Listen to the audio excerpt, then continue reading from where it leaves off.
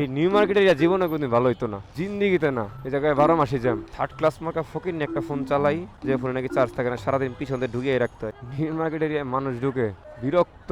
প্রায় 40 মিনিট যাবত জ্যামে আটকে আছি। এটা কোনো কথা? কোনো কথার পর্যায়ে পড়ে না। ভাই রে ভাই, আজকের মতো মাফ কর আমার। অন্তত জ্যামের একটা লিমিটেশন আছে। মেসেজ দেয় কেরা এখন এই জ্যামের মধ্যে? যে মন চায় সে দেখ, আগে জ্যাম থেকে ছুটি পরে রিপ্লে। মেবি অফিস থেকে মেসেজ দিচ্ছে, যাক দেখ। দেখ অবশেষে মনে হয় মুক্তি পেয়েছি, কিন্তু না,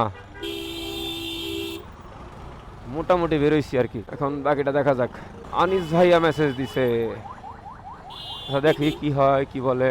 একটু একটু ইউটার্নটা নিয়ে যাই। অফিস শেষ, ডে এন্ড। আসছিলাম নিউ মার্কেট এরিয়াতে। ভাই জীবন আমার তেজপাত হয়ে গেছে আজকে। সেই এখন বাজে কয়টা? 4টা 28। আমি এখানে ঢুকছি 3টার সময়। আমার প্রায় 1.5 ঘন্টা লাগলো এই দিক থেকে বেরোইতে। ভাই রে ভাই, এলিফ্যান্ট রোডে মানুষ ঢুকে। ওফ, fit up, full fit up ভাই। এখন আবার সেই নীল ক্ষেতের সিগন্যাল। শালার আর এক বিপদ। ভাল লাগে না। থার্ড ক্লাস মার্কা ফকির নিয়ে একটা ফোন চালাই, যে ফোনে নাকি চার্জ থাকে না, সারাদিন পিছন দিয়ে ঢুকিয়ে রাখতে হয়। ধুত, বিরক্ত লাগে। আইফোন মানুষ চালায়, শখ করে কিনে বসলাম বিপদে। ফোন নষ্ট হয় না, নতুন ফোন কিনতেও পারি না। কিছু করার নাই, আর কিছু করার নাই। সমস্যা নাই, চলুক। এটা হয়তো আমার লাইফের লাকি একটা ফোন, যার কারণে হয়তো বা এখনো ঠিকঠাক আছে। এটা হচ্ছে মূল কথা।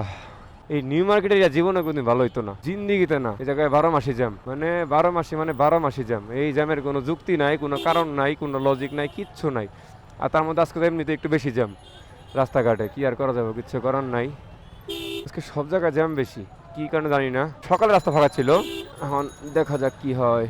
আরে ভাই কি সুন্দর গান বাজতেছিস রে ভাই। তাড়াতাড়ি ছুটি, গরম গরম রুটি, এখন প্ল্যান বি।